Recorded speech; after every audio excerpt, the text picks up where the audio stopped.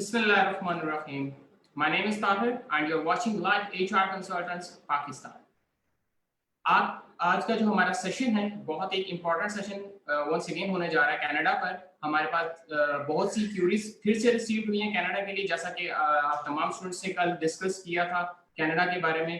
तो हमारे पास बहुत से ऐसे सवाल फिर से हैं कनाडा पर कि स्टूडेंट्स जो है, हमारे ऑडियंस जो है वो कुछ क्यूरीज को क्लियर करना चाह रही है। तो उस बिहाफ पर हमने वंस अगेन एक दफ़ा फिर से आज हमने अपना कनाडा का सेशन कंटिन्यू किया है ताकि आप तमाम क्राउड, अपना ऑडियंस, स्टूडेंट्स अपने सवाल को क्लियर करें जो कनाडा जा रहे हैं स्टडी करने के लिए। तो उसके साथ आज हमने इनवाइट किया हमारे लाहौर डीएच ऑफिस से मिस नकाशी हैं, हमारे मैनेजर हैं कनाडा की। तो वेलकम मैम, आपने हमें ज्वाइन किया। Thank you so much for inviting me and giving me this opportunity that I can talk to students online through this particular platform. Thank you. Thank you. अच्छा, next जो आज मेरा ma'am फिर से एक सवाल है। फर्स्ट ऑफ ऑल कल भी मैंने जैसे कि एक सवाल किया था, आज डेफिनेटली कुछ स्टूडेंट्स ऐसे थे जिन्होंने हमें ज्वाइन नहीं किया था, कल नहीं कर सके थे कनाडा के लिए, और इस सेशन को जो है वो उन्होंने मिस कर दिया था। तो हमारे पास क्यूरी है, मैं फिर से एक दफ़ा ये सवाल को रिपीट करना चाहूँगा कि वो सुनना चाह रहे हैं कि अगर मैं स्टडी के लिए कनाडा जाना चाह रहा हूँ तो वाई कनाडा, क्यों कनाडा में स्टडी के लिए जाना चाहूँगा, इस पर दोबारा से एक दफ़ा फिर से brief करें Canada. Tahir, this is a very important question. Everyone should be considering it because even the visa officer wants to hear about it. That you are leaving other countries like Australia, USA, UK, the main destinations, and you are preferring Canada, and you are going to invest a lot on Canada. So everyone should have a clear picture in mind. If we do compare it with the cost structures, हमारे पास UK की options भी हैं, हमारे पास US की options भी हैं, हमारे पास Australia भी हैं, specifically among the two destinations which provide you settlement opportunities, उसमें हमारे पास Australia and Canada आती है. Canada is very less expensive in comparison to Australian universities' education system.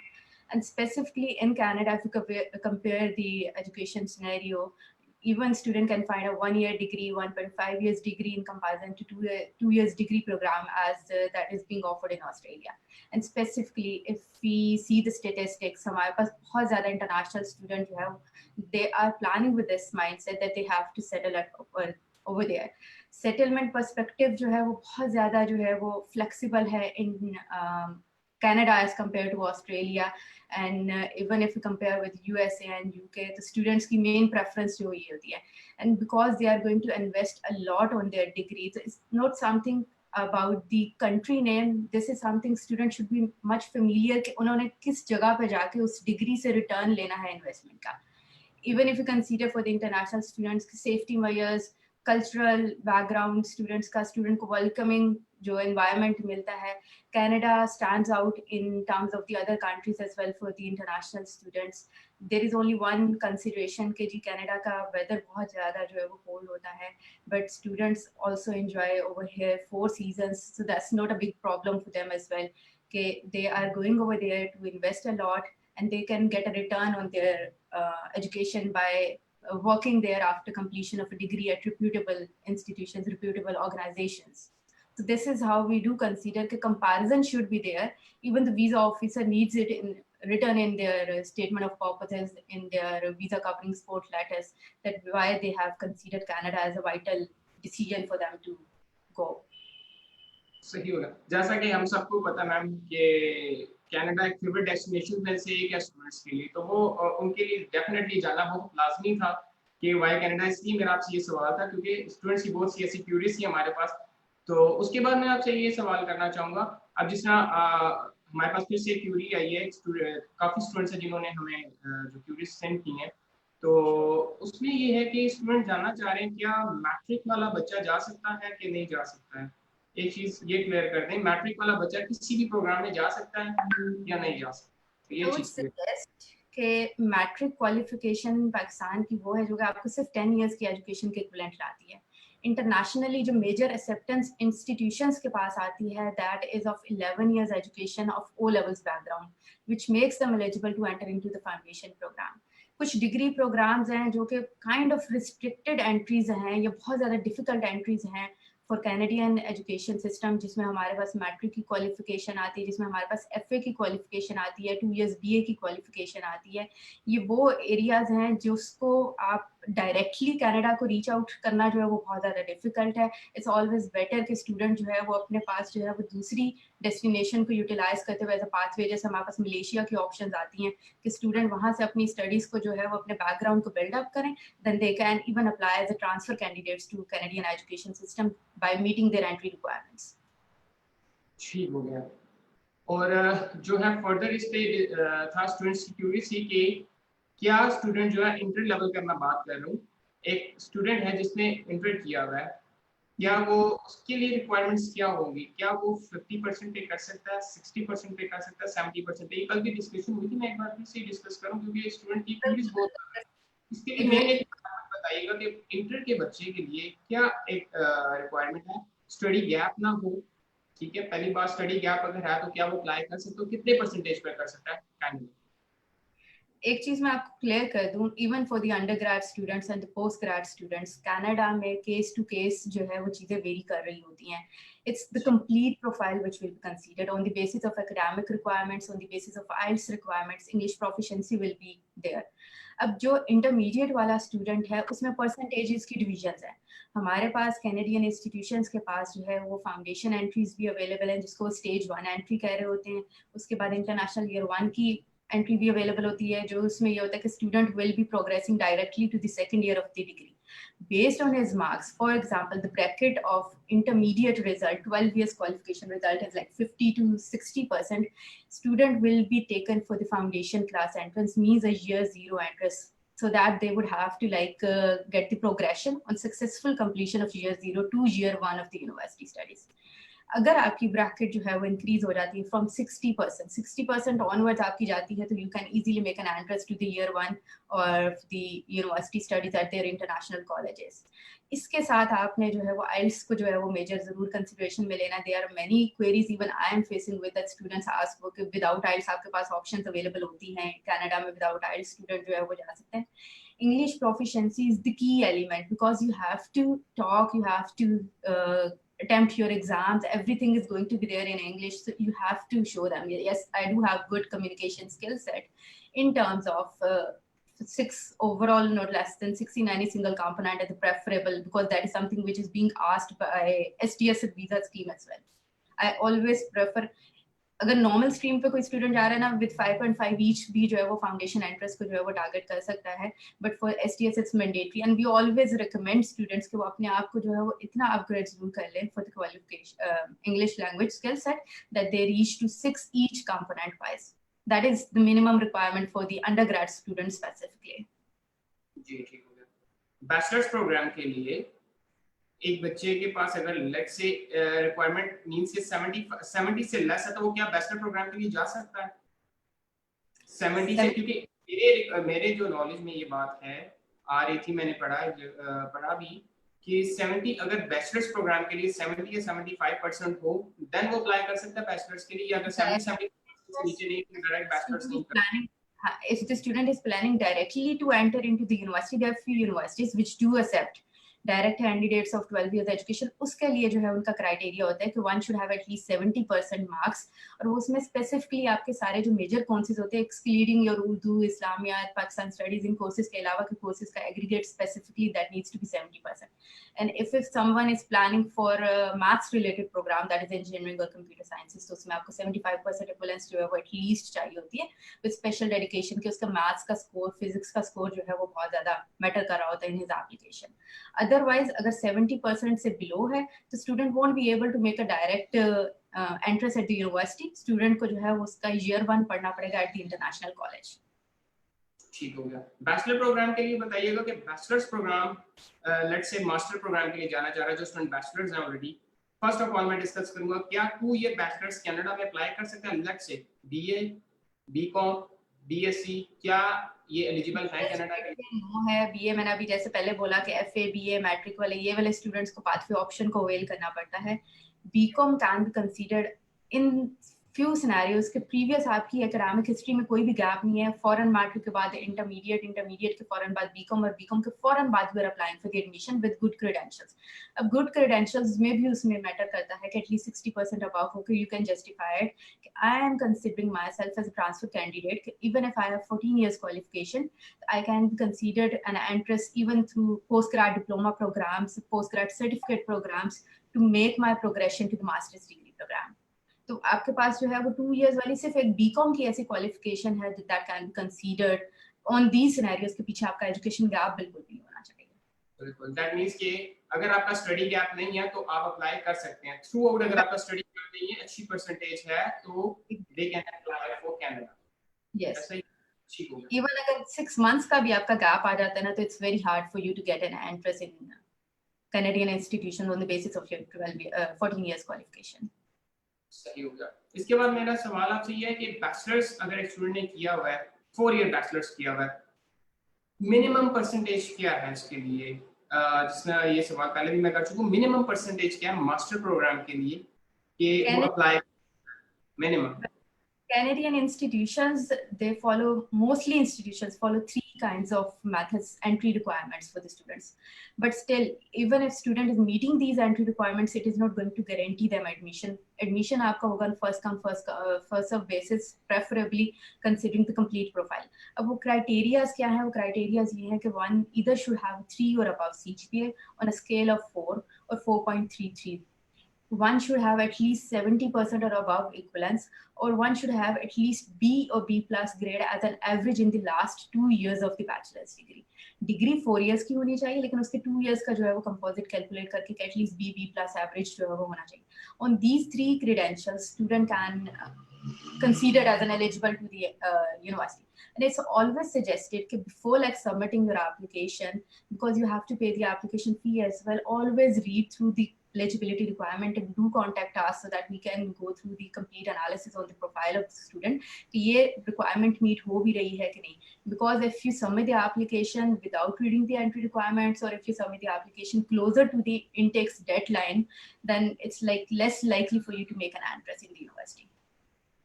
ठीक है, दैट मींस आपका कहने का मतलब है कि ये यूनिवर्सिटीज पर डिपेंड करता है कि उनका अगर क्राइटेरिया मीट कर रहा है स्टूडेंट, देन वो एडमिशन देंगे, अदरवाइज नहीं देंगे। Exactly. Admission requirements होनी चाहिए। 2.5 CGPA है, 2.5 से 2.8 के मिड में है स्टूडेंट का CGPA, क्या वो अप्लाई कर सकता है? या 3 से लेस बच्चा अगर CGPA है तो क्या वो अप्लाई कर सकता है? There are few institutions जो business studies वाले specifically consideration में लेते हैं, but जिस student की profile 2.5 से 3 less के दरम्यान में fall करती है, उसका experience count होगा, experience की nature count होगी, उसकी institution की prestige count होगी, उसका IELTS का score count होगा, उसने additionally GRE, GMAT दिया हुआ है, ये सारी चीजें count होगी. Based on that, we can consider कि yes, the student can make an entrance. Even there are few institutions which are pretty expensive institutions as well. अब वो institutions जो हैं वो हर चीज को consideration में ले रहे होते हैं. They are not only considering कि CGPA requirement student की meet हो रही है नहीं हो रही. We have seen the success stories of placing students with 2.6, 2.7 CGPAs as well. But those were from LUMS, from GKE, from NAST. Institution wise भी जो है उनकी प्रेस्टीज ज्यादा होती है. ऐसा स्टूडेंट जो एक चीज के ऊपर जो है एकेडमिकली वीक होता है शुड नॉट बी कंसिडरिंग कि उसको किसी चीज के ऊपर लेवरेज मिलेगी. Should have a very high score in GRE और GMAT, should have a very high score in IELTS so that he or she can give this deficiency covered by showing the other areas strong enough. ठीक है, एक चीज और clear कीजिएगा यहाँ पर कि इसमें कोई स्पेसिफिक यूनिवर्सिटी तो नहीं होती कि स्पेसिफिक यूनिवर्सिटी से ही बैचलर होगा देन आप अप्लाई कर सकते हैं यूनिवर्सिटीज में, या यूनिवर्सिटीज का क्राइटेरिया कोई ऐसा तो नहीं है कनाडा में कि इस बच्चे ने इस यूनिवर्सिटी से किया है तो ही देंगे एडमिशन? नहीं, इस तरह से कनाडा इंस्टीट्यूशंस का जो है वो एंट्रेंस रिक्वायरमेंट्स नहीं है. They are not specifically binding our Pakistani institutions, but yes they do want to see आपकी क्रेडेंशियल्स जो है उनकी रिक्वायरमेंट्स को मैच करें कि नहीं करें. As we do have other universities के जो ऑस्ट्रेलियन यूनिवर्सिटीज उन्होंने कैटेगरीज में डिवाइड किया हुआ है पाकिस्तानी इंस्टीट्यूशंस को कि if you fall from these categories you can only get the admission, otherwise you won't be able to get the admission. लेकिन हमारे पास कनाडा में ये ऑप्शन जो है वो ओपन होती है स्टूडेंट्स के लिए. सिर्फ उनको एंट्री रिक्वायरमेंट्स जो है वो स्ट्रिक्टली मीट करनी होती हैं, बिफोर डेडलाइंस अप्लाई करना होता है. ठीक हो गया. मास्टर प्रोग्राम के लिए क्या एंट्री क्राइटेरिया है? मास्टर के लिए कितनी अगर एक स्टूडेंट है मास्टर जिसने किया हुआ है, मेरा सवाल ये आपसे कि जिस स्टूडेंट ने मास्टर्स किया हुआ है और वो जाना चाह रहा है फर्दर प्रोग्राम के लिए, ठीक है, तो क्या वो आगे मास्टर्स ऑलरेडी पाकिस्तान से एक बच्चे ने किया हुआ, तो क्या वो आगे कनाडा में स्टडी को कंटिन्यू कर सकता है? क्या कनाडा एडमिशंस दे रहा है उस बच्चे को जिसने ऑलरेडी पाकिस्तान से मास्टर्स किया हुआ है? क्या ये भी बिल्कुल ताहिर, ये भी जो क्वेश्चन है ना, this varies on case to case scenario. अब हमारे पास मास्टर स्टूडेंट्स ऐसे भी हैं, those who have completed a 2 years bachelor's without any gap and they have continued for a master's degree qualification and they stands with like 16 years of education. We do have those students who have 4 years composite degree of a bachelor's, then they have done a 2 years master's degree, 18 years की उनकी qualification complete है, mature entrant में आ जाते हैं, mature age में आ जाते हैं, their university is concerned about 2-3 scenarios. अब वो सिनेरियोज में क्या आता है कि स्टूडेंट की एज क्या है, स्टूडेंट की लास्ट एक्टिविटी क्या थी। अगर स्टूडेंट ने मास्टर्स फॉर एग्जांपल किया हुआ 2013-14 में and has been serving in the industry for last few years, even the visa officer can be considering this, that student is a mature entrant, might not be coming with this intention कि उसने जो है वो पढ़ना है, इतने gap के बाद इतनी mature level की पोजीशन को वो छोड़ के why is planning to re-enter in the industry। अब उसमें आपकी statement of purpose is the one thing which is going to justify it। There are few programs, few institutions which still consider if you can justify what you have studied in the previous qualification, what you have been experiencing in the industry, and why do you need to invest a lot on another degree to upgrade your qualification. So this is something which is totally case to case basis scenario. We won't be able to give a final word yes, one can apply or one cannot apply. So for this reason, every student who has like 18 years education, they should get the expert advice. In short के universities देखती हैं कि case to case देखती हैं कि अगर ये sound है बच्चा, देन वो इसको एडमिशन देंगी, अदरवाइज नहीं देंगी। ऐसा ही they need to see the genuinity of the student। ठीक होगा। उसके बाद मेरा सवाल ये आपसे कि बहुत से ऐसे स्टूडेंट्स हैं कनाडा में लॉ के लिए जाना चाह रहे हैं, ठीक है, लॉ के लिए जाना चाह रहे हैं, क्या लॉ है कनाडा में, प्रोवाइड कर रही है ये क्वालिफिकेशन कनाडा यूनिवर्सिटीज? लॉ की डिग्रीज प्रोवाइड की जाती हैं, but law is different as compare to what we are practising it over here. उसमें जो है कनाडा की, जैसे मैंने एंट्री रिक्वायरमेंट्स डिस्कस की, that they are considering the first class honours degree और they are considering 2 degree upper class, but otherwise they are considering like 70% in the equivalence. Unfortunately, those students who are studying through the Punjab University's criteria, they won't be able to get 70% in their academics. So it's a little bit difficult for the students qualifying from Punjab University's background to get an entrance in the law programs at a Canadian institution. But just those who have external degrees with good credentials, those who have like done on a CGPA basis and they qualify, like they have 3 above CGPA as well, they are the one who can make an application to Canadian institutions for the law programs. ठीक होगा। ACCA का एक बच्चा है जिसने total 14 papers हैं ACCA के, 8 paper उसने कर लिए हैं, क्या वो 6 पेपर्स के लिए अपने आप को ट्रांसफर करवा सकता है ACCA कनाडा में या नहीं करा सकता, या उसको मास्टर प्रोग्राम के लिए ही जाना पड़ेगा ACCA जो है is a UK qualification। अब उसमें भी वीजा ऑफिसर का कंसर्न होता है कि if you can appear for the exams by staying in your country, or the best other alternate destination for you is to go to Canada, for you to is to go to UK while you are considering Canada। उसमें अब student को justify करना होता है। If student is progressing to a master's degree program, जहाँ पर student का curriculum will be something similar to the accounting fields that he can prepare, or he can appear in the remaining exams as well by getting the master's qualification as well. That is the right option for the ACCA candidates, कि they do get an entrance into the master's program, जहाँ पर उनकी जो preparation इस तरह से build up हो जाए कि they can make an entrance to the exam as well. They can appear for the professional exams to complete the ACCA qualification as well। जी ठीक हो गया। इसके बाद में बहुत ही इम्पोर्टेंट सवाल है आइल्स। बहुत से ऐसे स्टूडेंट्स हैं जो सुनना चाहते हैं कनाडा के लिए कि क्या विदाउट आइल्स हम अप्लाई कर सकते हैं या नहीं कर सकते, क्या कोई एंट्री क्राइटेरिया है विदाउट आइल्स, कोई यूनिवर्सिटी विदाउट आइल्स एडमिशन दे रही है या नहीं दे रही है, उसको step by step kindly guide कीजिएगा कि अगर एक बच्चा है इंटर से बैचलर्स के लिए जा रहा है, मास्टर्स के लिए जा रहा है, फाउंडेशन प्रोग्राम के लिए जा रहा है, तो उसको क्या रिक्वायर्ड होगा, अगर आइल्स रिक्वायर्ड है तो क्या रिक्वायर्ड है उसको आइल्स कि वो उसको एडमिशन इजीली मिल सकता है इस आइल्स के साथ। काफी स्टूडेंट्स हैं हमारे पास जिनकी ये क्वेरी होती है, and they are not considering कि भी हमने IELTS में appear नहीं होना, we need to get an admission or some other agent is telling us कि without IELTS आपके पास options Canada में available होती हैं. For them this is very important to note कि consider Canada में आपके पास IELTS के अलावा कोई option नहीं. अब IELTS का मतलब ये नहीं है कि आपने सिर्फ IELTS का एग्जाम ही देना है. You can even appear for the other English proficiency exams. आपको अल्टीमेटली कोई ना कोई इंग्लिश प्रोफिशिएंसी एग्जाम अपेयर करना है. If we consider IELTS as a legitimate one, उसमें हमारे पास रिक्वायरमेंट्स वेरी करती हैं, रिक्वायरमेंट्स इवन इंक्रीज होती जाती हैं from foundation to bachelor's degree to master's qualification. Even in the master's qualification जो है जहाँ पे आपके आते हैं कम्युनिकेशन स्टडीज के प्रोग्राम्स आते हैं, साइंसेस के प्रोग्राम्स आते हैं, वहाँ पर जो है वो आपका स्कोर की रिक्वायरमेंट भी जो है वो इम्प्रूव हो जाती है.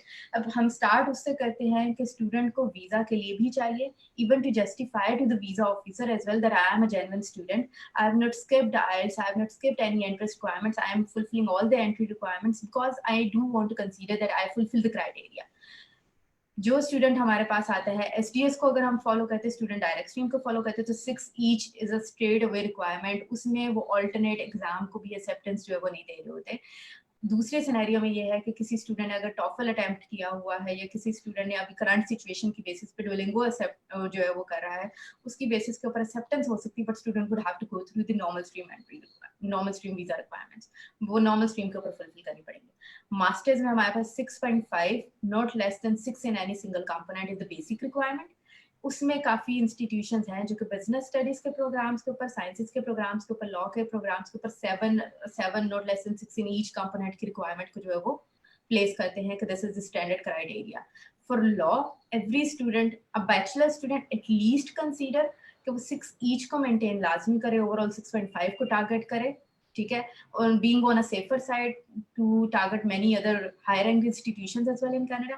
और मास्टर्स के लिए जो है वो बेसिक क्राइटेरिया वो अपने लिए सेल्फ क्राइटेरिया ये रखे कि 7 overall not less than 6 in each जो है वो टारगेट करना है. दो देयर आर फ्यू इंस्टीट्यूशंस जो 6.5 पे भी इंटरेस्टेड देते हैं. The more the higher better for you. अच्छा, मींस के कहने का मतलब आपका ये है कि यूनिवर्सिटी वाइज डिपेंड करता है, हर यूनिवर्सिटी का अपना एक क्राइटेरिया होता है, वो कोर्सेज वाइज भी हो सकता है और एक यूनिवर्सिटी का अपना भी क्राइटेरिया हो सकता है, उसकी अकॉर्डिंगली IELTS रिक्वायर्ड होता है. सही है? बिल्कुल. इंग्लिश प्रोफिशिएंसी टेस्ट आपके पास लाजमी होना चाहिए to make an entrance in the Canadian institutions. Means के in short without IELTS student Canada में अप्लाई नहीं कर सकता. उसको करना चाहिए, वो वीजा के ऊपर नेगेटिव पॉइंट कंसीडरेशन में लिया जा सकता है. ठीक हो गया. इसके बाद हम स्कॉलरशिप्स पर आते हैं कि स्कॉलरशिप्स क्या प्रोवाइड की जा रही है कनाडा में, यूनिवर्सिटीज क्या स्कॉलरशिप्स प्रोवाइड कर रही है, कि कहां तक स्कॉलरशिप्स प्रोवाइड कर रही है, डिपेंड करता है स्टूडेंट की परसेंटेज पर, क्वालिफिकेशन कैसे, आप बताइए. कैनेडियन इंस्टीट्यूशंस में रिसर्च की स्कॉलरशिप्स कंपैरेटिवली ज़्यादा है as compare to the merit scholarship awards. अब जो मेरिट स्कॉलरशिप्स भी है वो डेडिकेटेड किसी सर्टेन रीजन के ऊपर नहीं, that is open to all the international destination. So it's very competitive one कि किसी भी स्टूडेंट को जो है वो मेरिट स्कॉलरशिप को जो है वो क्लेम करना है. Yes, there are few institutions जो कि प्रोग्रेशन के ऊपर जो है वो आपको स्कॉलरशिप अवार्ड कर रहे होते हैं कि that if you are meeting our pre masters और our foundation requirement successfully and you are graduating with good grades and progressing to the other university programmes, तो उसके ऊपर हम आपको जो है वो सर्टेन अवार्ड्स जो है वो दे सकते हैं. लेकिन as compare to the other countries जहाँ पे बहुत क्लियरली ये मेंशन होता है कि आपको 25%, 30% जो है स्कॉलरशिप गारंटी हो रही है if you are meeting these particular credentials. It's not the similar case as in Canada. Canada में रिसर्च के प्रोग्राम्स के ऊपर जो है वो ज़्यादा वो that is something being dedicated by the research supervisor कि वो खुद जो है वो प्रोवाइड कर रहे होते हैं. तो kind of its less likely कि स्टूडेंट्स को जो है वो कनाडा में स्कॉलरशिप्स जो है वो बहुत ज़्यादा फ्रिक्वेंटली मिल रही हो.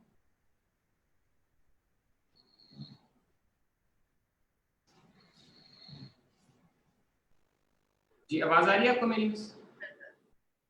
जी, आवाज आ रही है आपको ma'am? Can you hear me? जी Tahir, I can hear you. जी.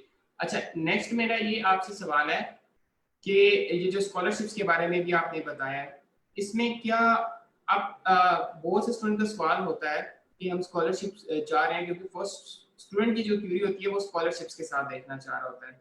ठीक है, तो एक चीज को एलैबोरेट थोड़ा सा कर दें कि अप टू 10% होती है, अप टू 20% होती है, अप टू 30% होती है, या यूनिवर्सिटी का अपना ही एक क्राइटेरिया होता है? हर यूनिवर्सिटी का अपना एक क्राइटेरिया, वो उसके बिहाफ पर, या स्टूडेंट का एकेडमिक रिकॉर्ड अच्छा है तो उसके बिहाफ पर देती है, या वैसे भी प्रोवाइड कर रहे हैं स्कॉलरशिप्स, ये चीज?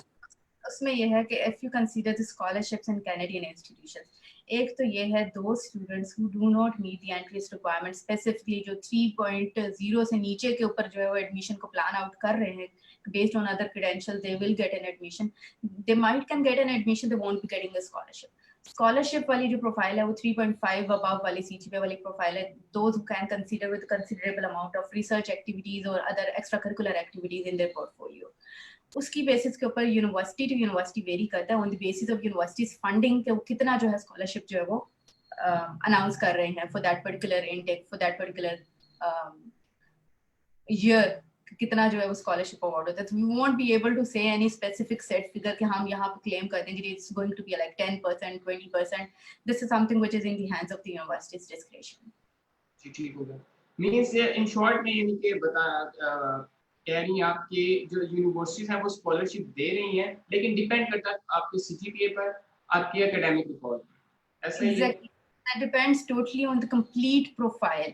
कि one go में you submit your complete profile to the university for the assessment, they'll assess it for the admissions and they'll assess it for the scholarships if the university has the scholarship funding available for that particular year.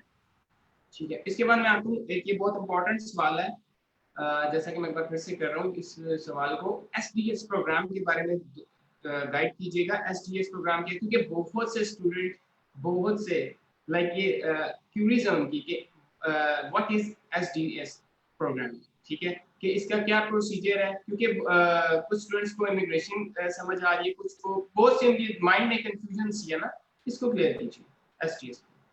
अच्छा Tahir, there are two streams right now running for the visa application processing. एक हमारे पास normal stream है जो कि हमेशा से चलती आ रही थी, जिसका आउटकम टाइम पीरियड जो है वो अप्रॉक्सीमेटली 2-3 मंथ्स ले लेता था.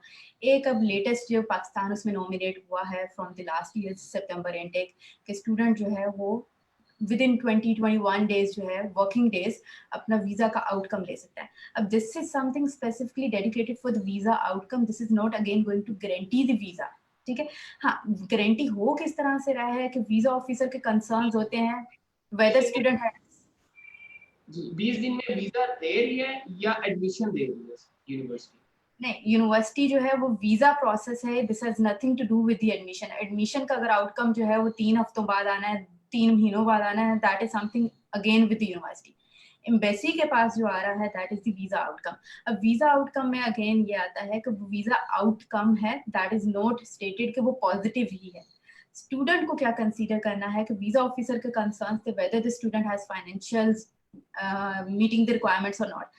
When student is making 100% payment of 1 year, making 10 years 1 year's deposit for the living expenses as well, is showing that I have sufficient funds. वो फाइनेंस वाला जो कंसर्न वीजा ऑफिसर को होता है कि पता नहीं इसके पास पैसे हैं कि नहीं है, वो सॉर्ट आउट हो जाता है. फिर उनको कंसर्न होता है कि whether student is meeting the English language requirement. SDS के ऊपर अप्लाई ही वो स्टूडेंट करेगा who is having at least 6 in each component. Second concern भी वीजा ऑफिसर का सॉर्ट आउट हो जाता है. थर्ड कंसर्न वीजा ऑफिसर का होता है कि स्टूडेंट्स ये ना करें कि स्टूडेंट्स इंस्टीट्यूशन से वीजा लेके ट्रैवल कर लें and they skip there classes, they don't join the institution. The one logically, the one who has paid hundreds of thousands of rupees to the institutions, they won't be skipping it because they have utilized their visa, उस पर travel कर लिया है, they won't be getting the refunds specifically. तो visa officer की ये main concerns जब sort out हो जाते हैं उस सिनेरियो के ऊपर इट्स लाइक 90% के स्टूडेंट को वीजा गारंटी हो जाएगा. अब इसमें जो मेन आपके डॉक्यूमेंटेशन आती है, उस डॉक्यूमेंटेशन में एसटीएस के ऊपर ये होता है कि स्टूडेंट ने आइल्स लाजमी अटेम्प्ट करना है 6 ईच कंपोनेंट के साथ. इवन अगर यूनिवर्सिटी की रिक्वायरमेंट जो है वो 5.5 पे भी वो दे रही है ना एडमिशन, लेकिन एसटीएस पे अप्लाई करने के लिए स्टूडेंट के पास 6 ईच बैंड होना चाहिए. सेकेंड, उनको कंसर्न होता है कि आपका institution that needs to be DLI institution, वो आपका डेजिग्नेटेड लर्निंग इंस्टीट्यूशन होना चाहिए, that should have a logical number, वो आपके लेटर ऑफ एक्सेप्टेंस के ऊपर प्रॉपर्ली डिस्प्लेड हो रहा हो. थर्ड आपका जो है होता है उनकी रिक्वायरमेंट होती है कि student is going to purchase a GIC certificate जो है आपको वो रिफंड करता रहेगा payments over the pattern of year on monthly instalments as well, जिसके लिए स्टूडेंट को पाकिस्तान में भी इवन जो है वो फॉरेन करेंसी अकाउंट ओपन करना पड़ता है, ईदर ऑन पर्सनल नेम और joint account with parents, those who have the NTA numbers. उसके अलावा जो उनकी लास्ट होती है कि स्टूडेंट अपने इंस्टीट्यूशन को 100% पेमेंट करे। यहाँ पे एक थोड़ा सा कंसर्न आता है स्टूडेंट्स का, दे डोंट अंडरस्टैंड इट कि payments are going to be made to the specific institutions, not to any specific person in the country. और पेमेंट्स आपकी, क्योंकि ये आपके फंड्स हैं और Pakistan is the only one who is designated और which is designated in this list कि वो एसटीएस के ऊपर अप्लाई कर सकता है, तो इट मींस कि आपकी जो पेमेंट्स जनरेट होनी चाहिए that needs to be from Pakistan. कि आप स्कॉशिया बैंक में जो डिपॉजिट करेंगे वो पाकिस्तान के इंस्टीट्यूशन से, जो है फाइनेंशियल इंस्टीट्यूशंस, वहाँ पे डिपॉजिट होना चाहिए। Even if your any of the relatives is living abroad and is like planning के वो हम payment, I think they won't be able to make the Scotia banks payment, क्योंकि वो कंट्री स्पेसिफिकली जो है वो उसके अंदर लिस्ट में नहीं आ रही। लिस्ट में आपकी अपनी जो है वो रेजिडेंशियल कंट्री आती है, दैट इज पाकिस्तान। आपने बताया दो चीजें हैं, एक एसडीएस और एक नॉर्मल है। ये तो एसडीएस का आपने सारा क्राइटेरिया बताया, इसमें कोई अगर एंट्री कोई भी क्राइटेरिया मीट नहीं करता तो वो एसडीएस को फॉलो नहीं कर सकता, राइट? वो नहीं, एग्जैक्टली। सेकंड आप ये बताइए कि नॉर्मल जो अगर स्टूडेंट अप्लाई कर रहा है उसको कितने टाइम में वीजा मिल जाता है? और एक चीज मैं आपसे यहाँ पर पूछना चाहूंगा, क्या डॉक्यूमेंटेशन रिक्वायर्ड है एप्लीकेशन प्लेस करने के लिए नॉर्मल में? ठीक है, क्योंकि एक स्टूडेंट नॉर्मल बेसिस पर करना चाह रहा है, फॉर एग्जांपल आइल्स नहीं है स्टूडेंट्स के पास और वो कह रहा है मैं अभी आइल्स प्रिपेयर कर रहा हूँ लेकिन मैं अप्लाई करना चाह रहा हूँ, तो क्या यूनिवर्सिटी उसको जो है वो एडमिशन दे रही है या नहीं दे रही है? क्या डॉक्यूमेंट्स उसको रिक्वायर्ड होंगे? और नॉर्मल बेसिस पर गाइड कीजिए। बिल्कुल, अगर यूनिवर्सिटी ने स्टूडेंट को जो है वो एडमिशन गारंटी कर दिया है, student does not have a IELTS score और उसके पास ऑल्टरनेटिव किसी टेस्ट का स्कोर है, फॉर एग्जांपल डुओलिंगो है उसके पास टॉफल का स्कोर है, student what can do is at least 3 months before the start of their course program should launch their application. अब application launch करने के लिए what they'll be needing is they need a 4 months at least mature statement. वो parent के account की भी हो सकती है, वो स्टूडेंट के पर्सनल अकाउंट की भी हो सकती है, और मेच्योरिटी मींस के उसके 1 ईयर के फंड्स जो हैं लिविंग के और उसके 1 ईयर के फंड्स जो है ट्यूशन फी के, that needs to stand in that particular account for last 4 months. उस 4 months के अंदर अगर कहीं पे भी जो है स्टूडेंट वो प्लस माइनस करता रहता है तो that won't be considered as a mature statement.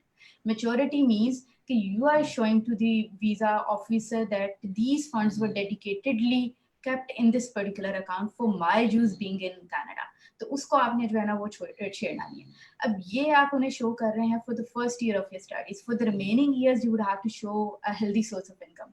Healthy source of income की कैलकुलेशन किस तरह से होगी? If your degree is going to cost you like annually 5 million rupees, तो आपके पास हेल्दी सोर्स जो है वो डिपेंड करेगा कितने फैमिली मेंबर्स फाइनेंशियली डिपेंडेंट है. That can be like 7 to 8, 9, 10 million rupees on an annual basis. कि आप उन्हें ये शो करें कि my parents do have sufficient funds, कि वो इतना भी रख सकते हैं, they will keep certain amount for themselves as well and they can provide me financials during my stay in Canada for my studies and stay period as well for my living expenses.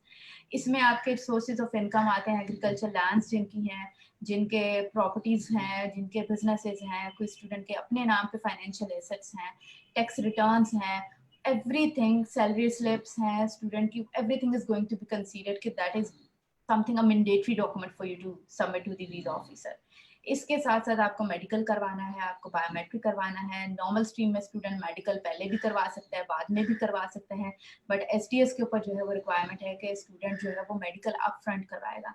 Normal stream में student जो है वो online visa भी अब file कर सकता है, वो पेपर बेस्ड एप्लीकेशन भी फाइल कर सकता है. एसटीएस में रिक्वायरमेंट है स्टूडेंट ने ऑनलाइन ही एप्लीकेशन जो है वो फिल करनी है. तो इस तरह से other than academic requirements, other than identity requirements, student के फाइनेंशियल डॉक्यूमेंट्स जो है वो बहुत ज़्यादा प्ले करते हैं, रोल प्ले करते हैं.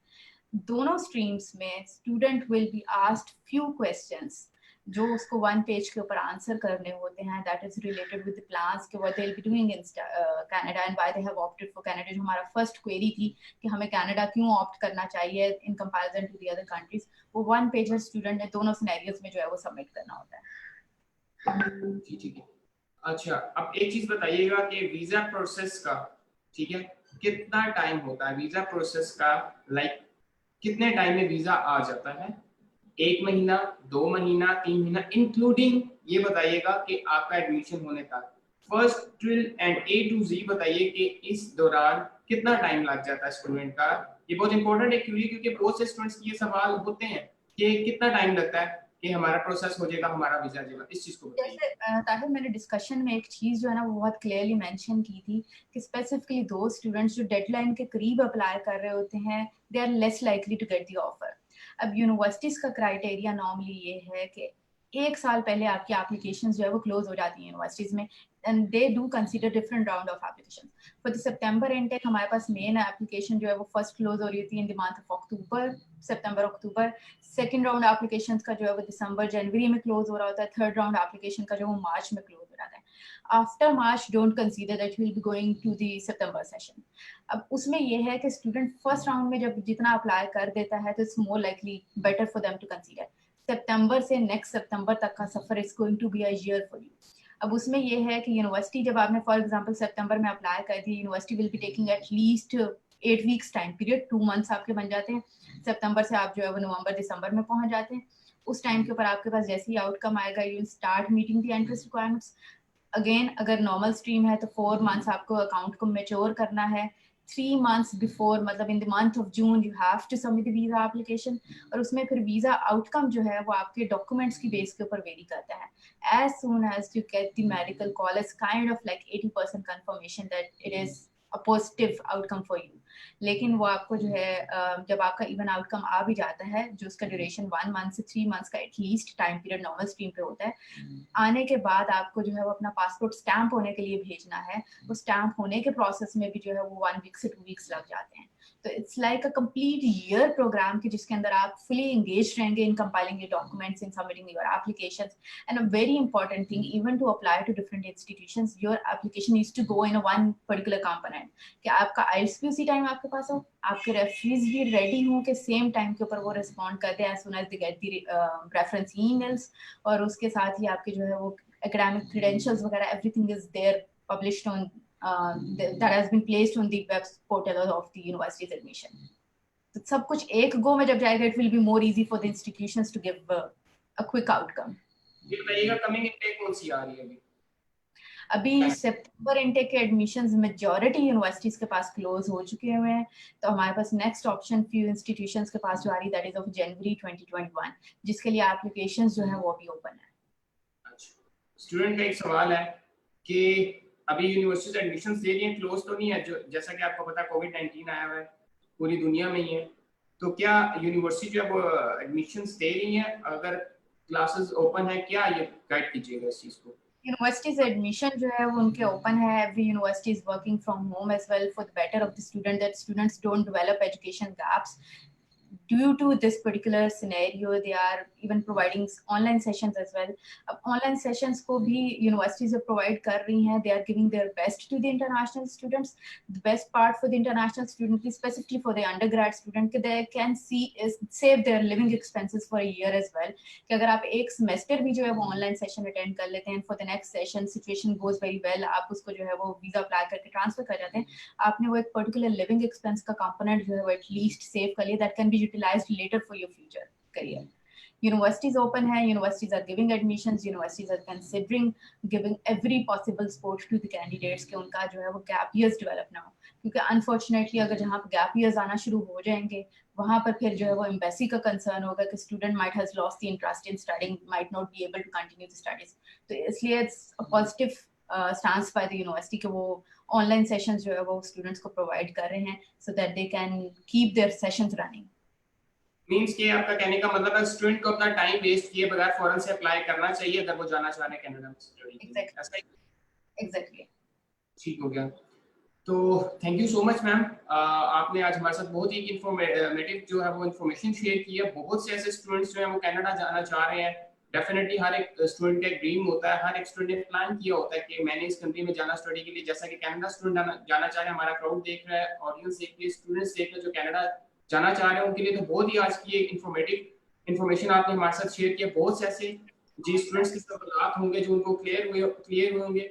और मैं अपनी ऑडियंस से कहना चाहूंगा, अपने स्टूडेंट्स से जो कनाडा जाना चाह रहे हैं स्टडी के लिए, वो फौरन से अभी जैसा कि आपने सुनी है मिस ने जो इन्फॉर्मेशन शेयर की है कि फौरन से अप्लाई करें। आप जो लाहौर डीएचए ऑफिस के पास लाहौर में रहते हैं स्टूडेंट्स, वो मिस से कांटेक्ट कर सकते हैं फौरन से। इनका नंबर है 034647470024 पर अभी अपने डॉक्यूमेंट्स भेजिए। आपके डॉक्यूमेंट्स देखकर एनालिसिस किया जाएगा कि क्या आप अप्लाई कर सकते हैं कनाडा में या नहीं कर सकते। अगर आप कर सकते हैं कनाडा में तो फौरन से आपकी एप्लीकेशन प्लेस की जाएगी, आपका ऑन स्पॉट फैसिलिटेट किया जाएगा। लेट्स से अगर आप क्राइटेरिया मीट नहीं कर पा रहे हैं तो आपको डिफरेंट ऑप्शंस दी जाएंगी और भी किसी कंट्री की अच्छी ऑप्शन दी जा सकती है। तो अगर आप वाकई में स्टडी अब्रॉड के लिए जाना चाह रहे हैं तो अभी 034647470024 पर अपने डॉक्यूमेंट्स व्हाट्सएप कीजिए, या फिर इंशाल्लाह अभी जैसा कि अकॉर्डिंग टू जो है गवर्नमेंट अभी ऑफिस क्लोज्ड है कोविड-19 की वजह से, इंशाल्लाह जैसे ही ऑफिस ओपन होंगे आप विजिट कर सकते हैं, मिस से अपॉइंटमेंट फिक्स करके उनसे डिस्कस कर सकते हैं, लेकिन उससे पहले अपने डॉक्यूमेंट्स अभी इनको लाजमी भेजिए ताकि आपका आने वाला टाइम जो है वो वेस्ट होने से बचेगा। क्योंकि ऑलरेडी अभी जैसा कि आपने देखा है इंस्टीट्यूशंस क्लोज हैं, बहुत से स्टूडेंट्स परेशान हुए हैं, क्या जो जाना चाह रहे हैं स्टडी अब्रॉड के लिए कि क्या हम आगे जा सकेंगे नहीं जा सकेंगे, बहुत से ऐसे कंफ्यूजन है। तो एडमिशंस ओपन है और फर्स्ट प्रायोरिटी पे जो यूनिवर्सिटीज हैं वो आपको प्रायोरिटी पर रखेंगे, क्योंकि जैसे ही क्लासेस ओपन होंगी तो वो फर्स्ट प्रायोरिटी पे उन स्टूडेंट्स को रखेंगे जिन्होंने रिसेंटली पहले से एडमिशन करवाया होगा। ये मेरी बात याद रखिए, ये बहुत एक इंपॉर्टेंट बात है, तो इसको बिल्कुल इग्नोर मत कीजिए। फौरन से अपने डॉक्यूमेंट्स व्हाट्सएप कीजिए, आपकी स्पॉट एप्लीकेशन प्लेस की जाएगी। उसके बाद एक चीज मैं अपने स्टूडेंट से कहना चाहूंगा, आइल्स जैसा कि जो स्टूडेंट्स कनाडा में जाना चाह रहे हैं आइल्स रिक्वायर्ड है, और आइल्स की एक चीज मैं ये भी स्टूडेंट से डिस्कस करना चाहूंगा, बहुत से ऐसे स्टूडेंट्स के सवाल होते हैं क्या हम विदाउट आइल्स जा सकते हैं।